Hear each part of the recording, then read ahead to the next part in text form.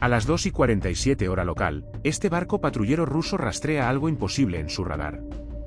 Drones ucranianos se dirigen directamente al espacio aéreo más protegido de Crimea. Lo que ocurrió a continuación expondría una falla fatal en todo el sistema de defensa ruso. De repente, la pantalla del operador del dron explotó con luz. 5 misiles atraviesan la oscuridad. 30 millones de rublos de armas de precisión disparados desesperadamente.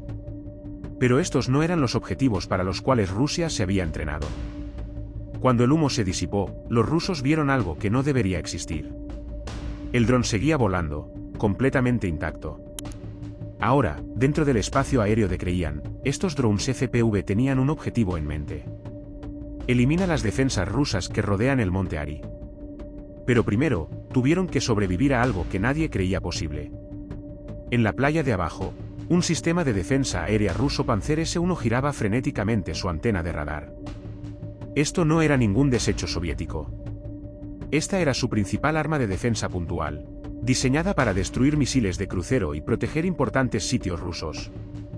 Acababa de quemar misiles por valor de 30 millones de rublos sin derribar un dron que costaba menos que un iPhone. Mientras los drones continuaban, el monte Apetri llenó la exhibición térmica. Esas distintivas cúpulas que coronan su cima como gigantescas pelotas de golf.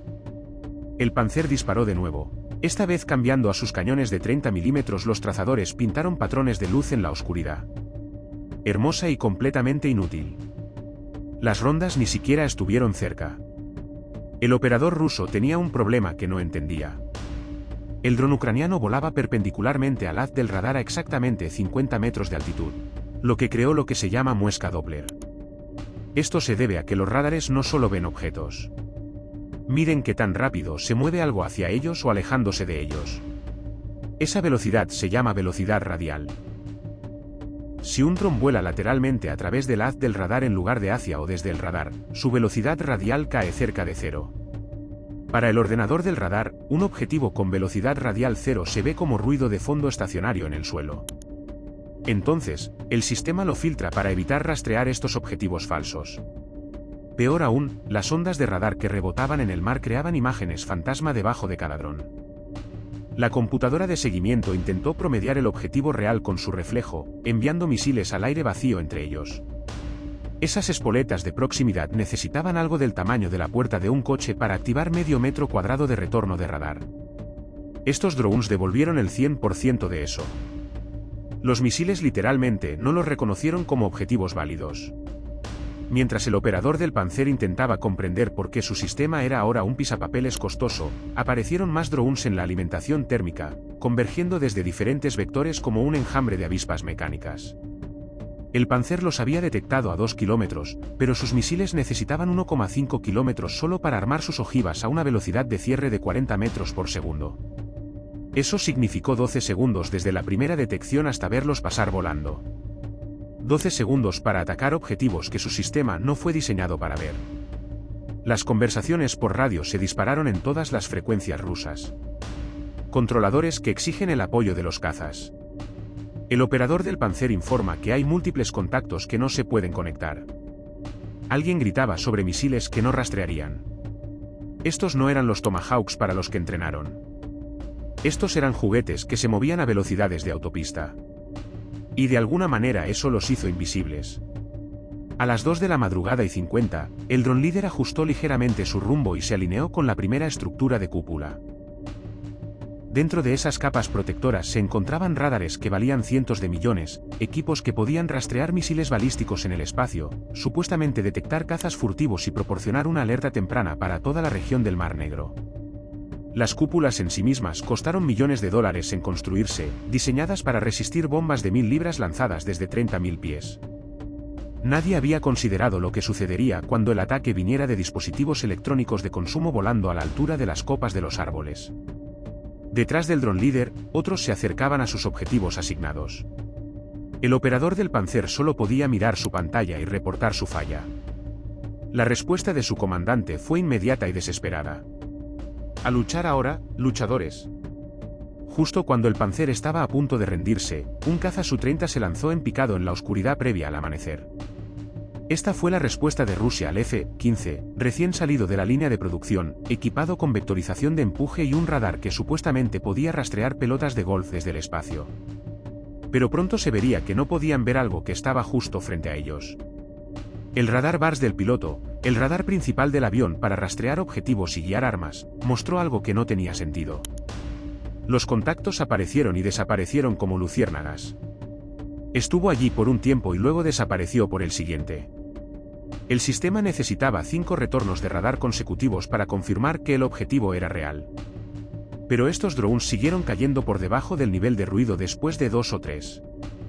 El nivel de ruido es el nivel de referencia del ruido de radio de fondo que un radar o receptor capta naturalmente. Y cuando la señal de un dron cae por debajo de ese nivel, se vuelve prácticamente invisible porque el radar no puede distinguirla de la estática de fondo. Esto hace que la computadora tenga que reiniciarse una y otra vez sin obtener suficientes datos para establecer lo que los pilotos llaman un archivo de pista. Frustrado porque su radar no podía mantener la orientación, de todas formas lanzó un misil. El R-73 se desprendió del ala, encendió el motor y aceleró a Mach 2,5 en segundos. 20 millones de rublos de ingeniería de precisión diseñados para perseguir a los aviones de combate en cualquier maniobra. La cámara térmica del dron captó todo. El misil corriendo hacia el dron. La cabeza del buscador escaneaba, acercándose cada vez más y luego se desviaba como si hubiera recordado algo más importante en otro lugar. El problema era la temperatura. El R-73 buscaba motores a reacción que ardieran a 1000 grados. Señales de calor que podría detectar desde una distancia de 30 kilómetros. Estos motores de drones eléctricos funcionaban a unos 50 grados, apenas más caliente que una computadora portátil. El buscador infrarrojo no pudo verlos hasta que estuvo a 500 metros. Y para entonces, se estaba moviendo demasiado rápido para corregir el rumbo. Pero antes de que los drones pudieran reaccionar, el piloto disparó un segundo misil, que pasó tan cerca que la explosión sacudió la cámara del dron. Aún no hay resultados. Incluso lanzando 40 gramos a Mach 2,5, el radio de giro del misil seguía siendo de 600 metros.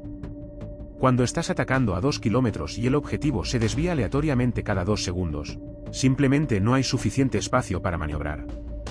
A la física simplemente no le importa lo avanzadas que sean tus armas.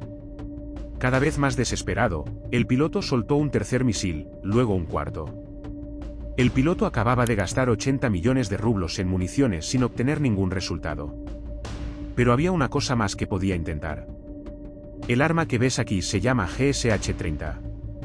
Y a las 2 de la madrugada y 52 abrió fuego disparando proyectiles de 30 milímetros a 1500 por minuto.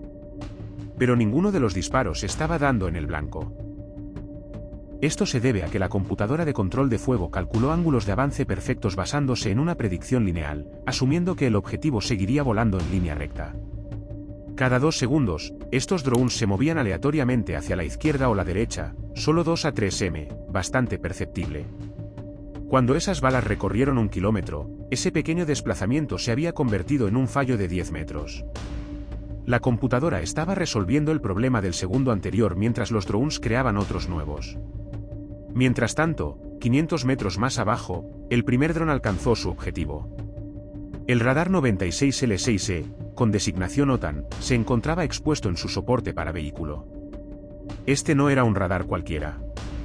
Proporcionaba datos de orientación para los sistemas S-400, podía rastrear 100 objetivos simultáneamente y coordinar múltiples ataques con misiles. Sin ella, estos famosos S-400 que todos temían no verían más allá de sus propios sensores. A las 2 de la madrugada y 54, la carga hueca del dron detonó contra la antena. El cobre fundido que se movía a 8 km por segundo atravesó componentes electrónicos delicados y creó caminos eléctricos entre circuitos que nunca deberían conectarse. Millones de dólares en sofisticados aparatos electrónicos se convirtieron en chatarra humeante en el tiempo que se tarda en parpadear. Ahora, sin misiles, el Su-30 se elevó con fuerza. El piloto informa de su fallo al control de tierra. El indicador de combustible indicaba que debía regresar a la base inmediatamente. Se dispararon 4 misiles, se gastaron cientos de proyectiles de cañón y no hubo impactos. A medida que se alejaba, más drones continuaban sin oposición hacia el monte Ari. Pero el radar del piloto mostró algo que no tenía sentido. Estos nuevos contactos no provenían de territorio ucraniano. Aparecieron de la nada, materializándose a 10 kilómetros de la costa, como fantasmas que surgían del mismo mar. El control de tierra tuvo la misma lectura imposible. Mientras los rusos se concentraban en lo que ya estaba en el aire, no se dieron cuenta de lo que tenía delante de sus narices. A 10 kilómetros de la costa de Crimea, los drones FPV se asentaron sobre rieles de lanzamiento. Sus operadores no se encuentran cerca de esta plataforma flotante. Las embarcaciones, aún sin nombre oficial, pero pertenecientes a la familia Úrsula, llevaban 2 horas allí, completamente invisibles para cualquier radar de la montaña que tenían delante. El secreto era la geometría, no la tecnología. El radar Podleka 1 en el monte Aetri podría detectar aviones a 300 kilómetros y rastrear misiles balísticos en el espacio. Capacidades impresionantes a menos que entiendas trigonometría básica. Ubicado a una elevación de aproximadamente 3.600 pies con un ángulo de depresión mínimo de -2 grados. El radar físicamente no pudo detectar nada por debajo de los 43 metros de altitud dentro de un radio de 10 kilómetros de la costa. Estas embarcaciones navegaban a 5 metros por encima de las olas. No estaban evadiendo la detección. Navegaban a través de una zona ciega del tamaño de una pequeña ciudad que la física había tallado en la cobertura. Al ver los primeros drones destruyendo el radar S-400, el USV comenzó a lanzar más drones cuyos motores electrónicos giraban con un sonido como el de avispas enojadas. Pero si estos drones FPV pudieron hacer esto a decenas de kilómetros de la costa fue gracias a este sistema. Verás, Ucrania no envía drones directamente desde Odessa a Crimea con una sola señal de radio. Esto sería imposible porque la curvatura de la Tierra y la distancia bloquearían la conexión después de solo unas pocas millas. En lugar de ello, utilizan barcos de relevo como este, situado a entre 10 y 20 kilómetros de la costa de Crimea. Estos barcos actúan como torres de telefonía móvil flotantes con antenas altas y radios de alta potencia o enlaces Starlink. El operador del dron en Odessa envía comandos a través de un enlace de internet cifrado al barco. El barco luego transmite esos comandos a los drones cercanos. La transmisión de vídeo del dron toma el mismo camino en sentido inverso, rebotando desde el dron hasta el barco y luego de regreso a Odessa casi instantáneamente. Esta configuración significa que Ucrania no necesita docenas de barcos para cubrir la distancia total de más de 200 kilómetros. Solo entre 3 y 5 barcos de relevo apostados en alta mar pueden llevar a cabo la misión. Se mantienen lo suficientemente cerca de los drones para mantener una conexión limpia y de baja latencia, mientras que los enlaces de datos seguros de largo alcance manejan la distancia entre el operador y los barcos. Este sistema permite a los operadores mantenerse seguros lejos de la línea del frente mientras siguen volando drones con precisión dentro del espacio aéreo controlado por Rusia. Esto significa que estaban volando en misiones de combate mientras tomaban café y controlaban todo a través de lo que esencialmente era un extensor de Wi-Fi flotante. Incluso si Rusia descubriera de dónde provienen las señales, nunca podría alcanzarlas. A las 2 de la madrugada y 57, a medida que se acercaba el amanecer, se hicieron visibles más barcos, cada uno lanzando su propio enjambre. Los drones no formaron patrones de ataque militares que pudieran activar alertas. En lugar de eso, se dispersaron como pájaros asustados, cada uno tomando un camino aparentemente aleatorio que de alguna manera convergería en una placa de Petri exactamente en el mismo momento. Es curioso cómo funciona a veces la naturaleza. Los radares costeros que deberían haber detectado estos barcos habían sido programados para ignorarlos. Los procesadores de señales filtraron todo lo que se moviera a menos de 20 nudos como tráfico civil. Barcos de pesca, buques de carga, no merecen la atención de los sistemas militares. Estos USB volaron deliberadamente a 15 nudos o menos, luciendo exactamente como cualquier otro aparato que no fuera un Farret y que estorbara el telescopio. Para las computadoras que vigilan las costas de Crimea, eran invisibles por decisión propia. A los 2 minutos de este nuevo lanzamiento, el dron líder del segundo enjambre se acercó a la base de la primera cúpula. Sin ventanas, sin puertas, solo hormigón liso y fibra de vidrio diseñada para sobrevivir a los bombardeos aéreos. Pero los ucranianos encontraron lo que los diseñadores pasaron por alto. Paneles de acceso de emergencia a nivel del suelo por donde podrían ingresar los equipos de mantenimiento.